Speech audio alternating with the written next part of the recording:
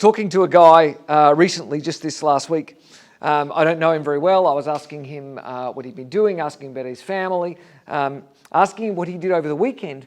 And he was telling me that he had been at a kayak racing event with his 21-year-old daughter.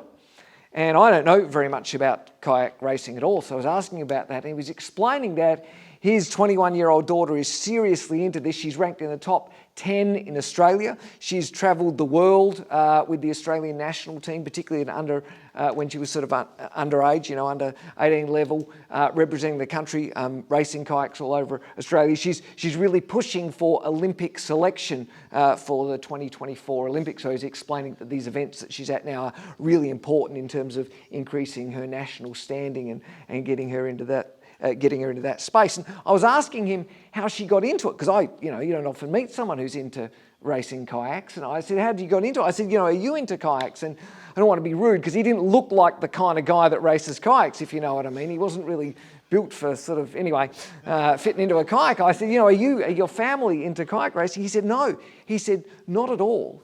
She was talent identified at school. She went to a school, and they had one of these days when sports people came in, people from one of the sports institutes came in, and they tested all of the kids. They, like all of the kids, they did sort of power strengthening testing and strength testing, and they measured all sorts of measurements across these kids' bodies. And they said to this girl, when she was still at school, they said, "You are perfectly made for kayaking." All of the measurements, her limb lengths and her power and her aerobic capacity and all of this sort of stuff. And this girl had never been in a kayak before, but when they tested her, they said, "You were made for this."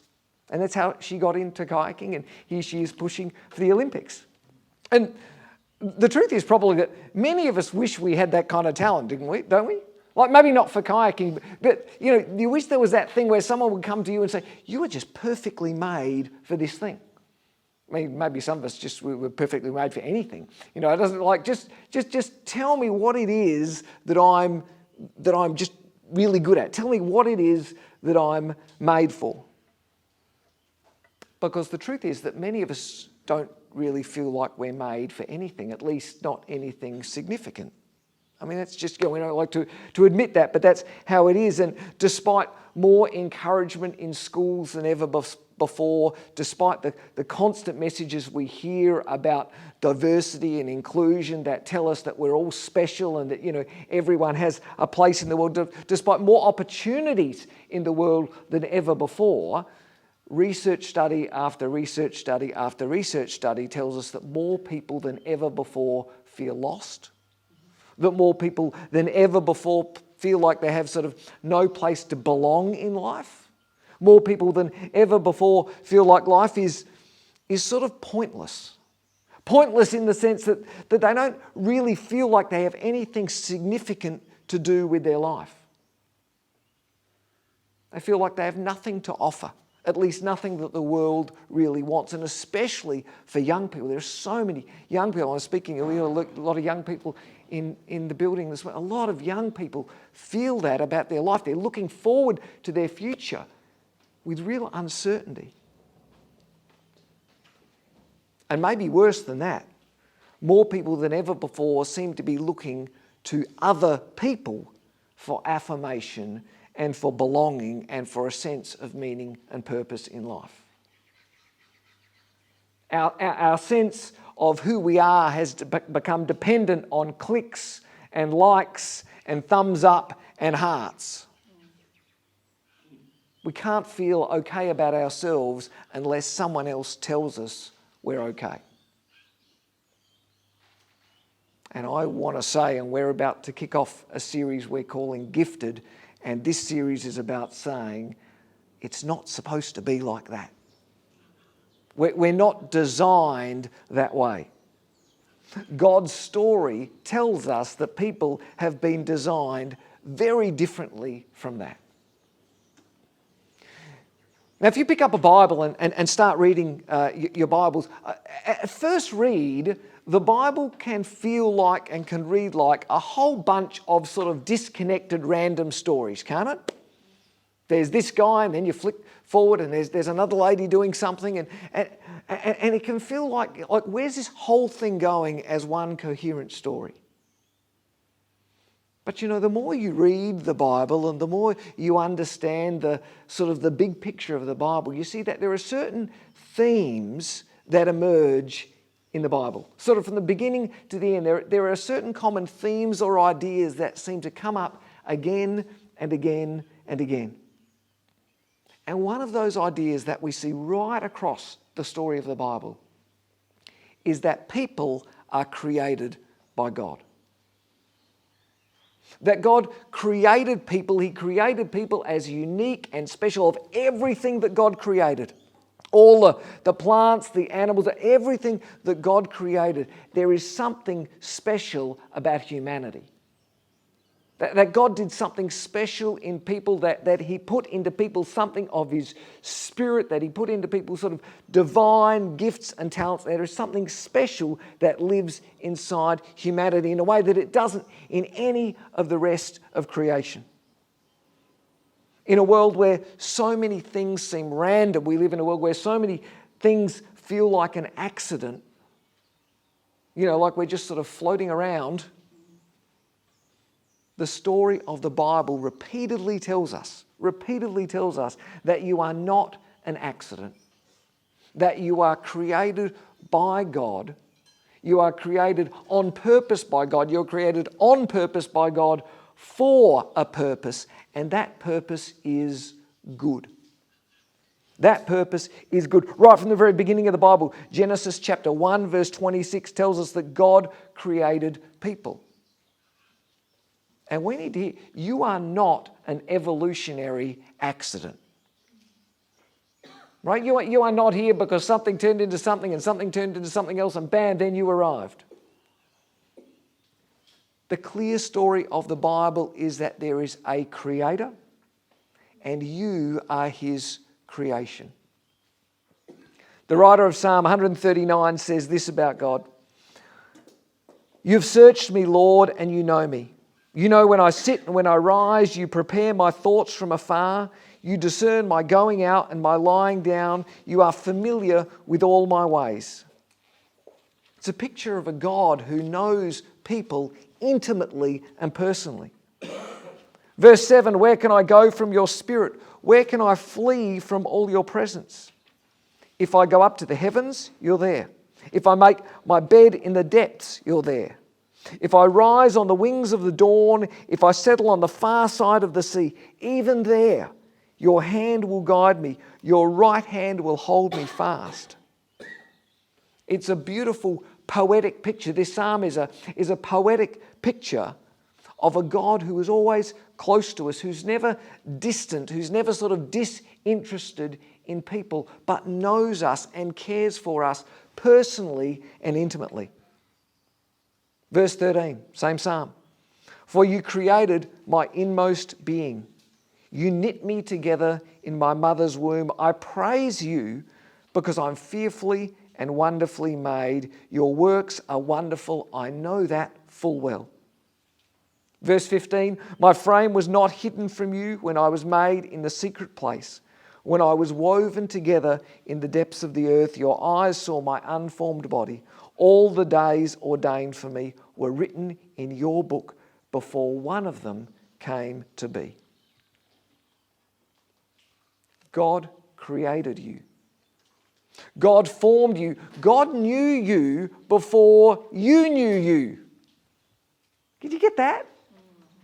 God knew everything there was to know about you before you even knew who you were. God creates people. He creates people with talent and skill and unique potential. God chooses people. Sitting right alongside this theme, right through the Bible, is this idea that people don't choose God, God chooses people. I mean, some names that you might know from the Bible story. People like Noah, Abraham, Moses, David, Mary, the 12 disciples, Paul. If you've heard those names, some of the sort of the hero names you hear in the Bible story. Do you know, every one of those people was chosen by God. Not one of those people went to God, put up their hand and said, I've got an idea. Every one of those people was doing their own thing until God tapped them on the shoulder and said, I've got something I want to do in the world, and I want to do it through you. I am choosing you to partner with me and be part of what I want to do in the world. This is the picture of the God that we see in the Bible. You're not here by accident. God created you. He chose you. Like my friend's daughter, when the sports scientists came in and they said, you were made for kayaking. You don't know this, but you were made for kayaking, and we want to choose you to be a part of this program. God's created you. He designed you, and He wants you. Now, you might have heard this before. If you've been around church for a bit, this probably isn't new news for you. But so often we hear this, and we hear it like it's a nice idea. Yeah, well, that's nice. Feels good to hear about it now. And then we go back into our world and we go on doing things the way we did them before. We go on being and living the way we did before. What we want to try and do today and in this series, what we want to try and do is to help us understand that when we understand this, I mean when we really understand this, not just kind of in here but in here, this changes everything. This changes the way we look at life. This changes the way we look at ourselves. It changes the way we look at other people. It changes the way we look at God. If we understand this, if we really understand this, it gives us a different kind of confidence in who we are. A confidence that comes with understanding that we're made by God, the creator of the whole universe. It gives us a different kind of beliefs in the unique talent and potential that sits inside us, because it's no longer my talent and potential. It's no longer what I can do. It's something that God has put inside me and that He wants to use for His purposes. And it gives us a whole different kind of meaning and purpose in our lives. I want to talk about those three things for a bit this morning. Understanding that God made you gives you a whole different confidence about who you are. See, because if God made you, if you're not just an evolutionary accident, if you're not just a random collision of particles, a random collision of egg and sperm, then you can live with a confidence that you matter. You don't have to live with the confidence that comes from what other people think about you. You don't need the opinions and the affirmation. You don't need other people. You don't need other kids at school. You don't need other members of your family. You don't need other people at work. You don't need other people telling you you're okay to be okay.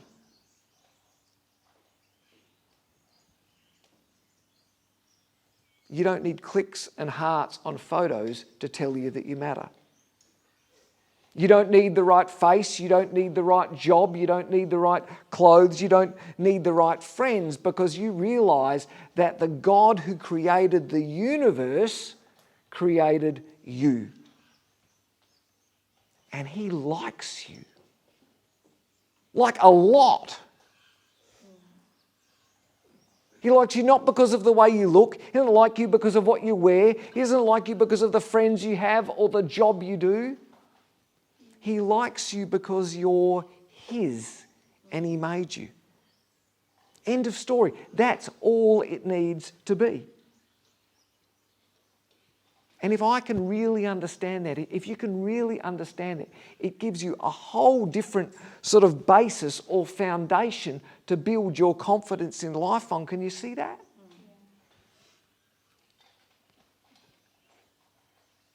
It's also the path to the belief that you have talent. Real, meaningful talent. You're made in the image of God. And that means that you are packed with all sorts of talent and potential. Paul says this to Christians in the early church, Ephesians 2:10. He says, for we, talking to the church, he says, for we are God's handiwork, created in Christ Jesus to do good work which God prepared in advance for us to do. Because we live in a world, don't we, that says, if you do good things, then I'll like you. God's message to us is, I like you and I've created good things for you to do. It's totally the other way around. Can you see that? You're packed full of more potential to do good than you can possibly know. I'm packed with more potential to do good than I can possibly know. Paul and Peter in the New Testament to the early church, they talk about the idea of spiritual gifts. Paul says, now to each one, talking about each person in the church, to each one, the manifestation of the Spirit is given for the common good. He's saying that God's Spirit has given you something. That there's something special inside every person who believes in Him. Something that God has put in there with the express purpose, that you would use that thing to bless and to grow other people. That's what he means when he says it's been put in there for the common good, for the good of everyone. Now, heads up, spoiler alert, we're going to spend the next 2 weeks focusing just on this idea of spiritual gifts. We're going to talk about what they are. We're going to find out what they are. We're actually going to do a test time. We're going to do it right here in church next week.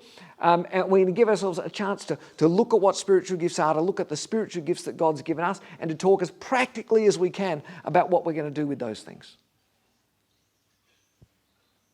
So don't miss the next 2 weeks. It's going to be good, right? Bring friends.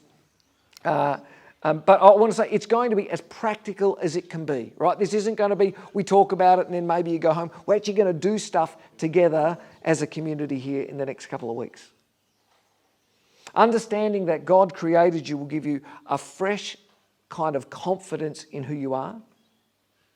It's the path to believe that you have real meaningful talents for yourself and for other people. And finally, understanding that God created you, that He made you, that He designed you, gives you real meaning and purpose in life.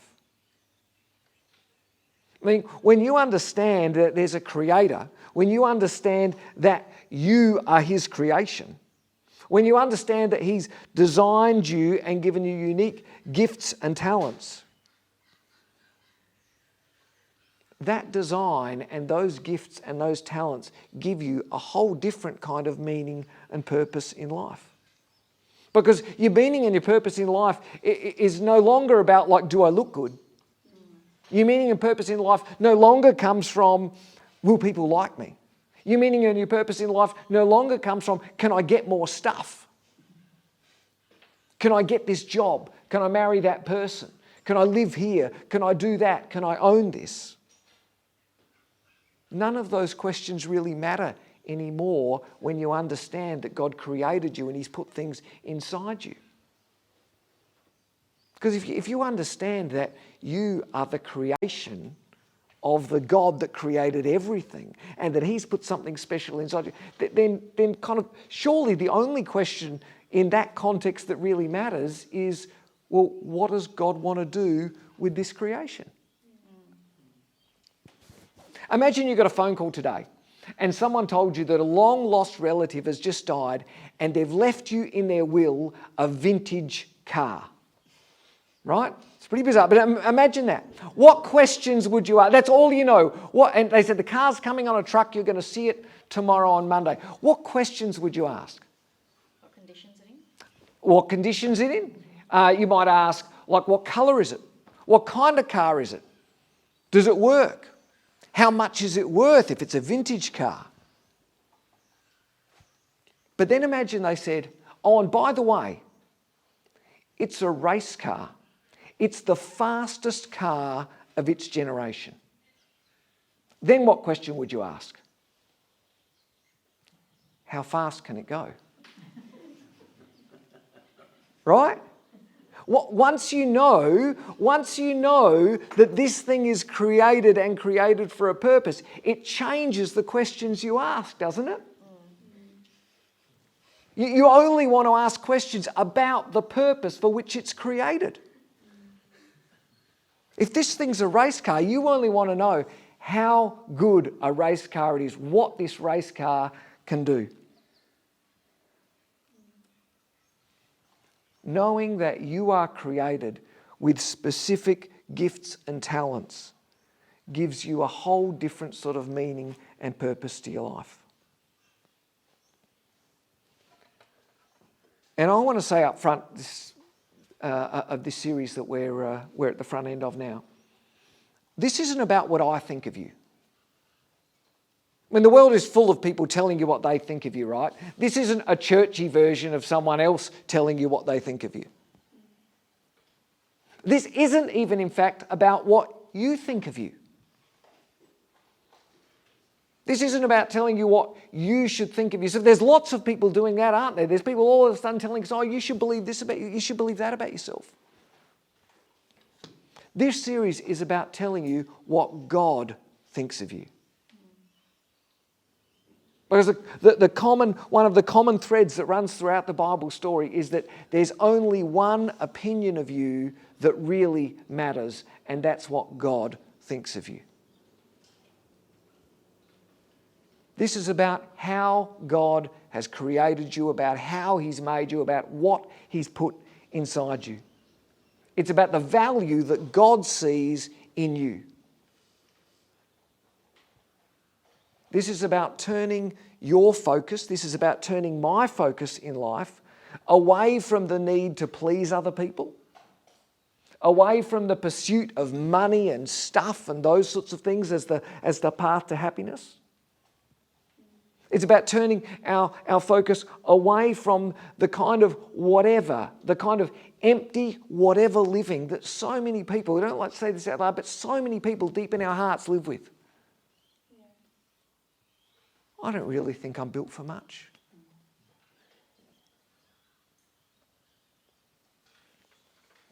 I'm really, if you can't tell, I'm really passionate about this subject. Because I know the radical life change that understanding this can be for us. And I know that because I've seen it in my own life. Because before I knew Jesus, I lived that kind of whatever life. But I didn't think I couldn't do anything really fantastic. No one ever came to me and said, you could be an Olympic kayaker. No one ever came to me and said, I could be an Olympic anything. No one ever came to me and said, like, you are so smart. You are so athletically talented. There's nothing in my life that made me as a young person say, look, I'm really built for something significant. Until I understood who God thinks I am and who God created me to be, and everything changed. I'm passionate about this because I've seen the difference that it's made in the lives of other people, particularly young people.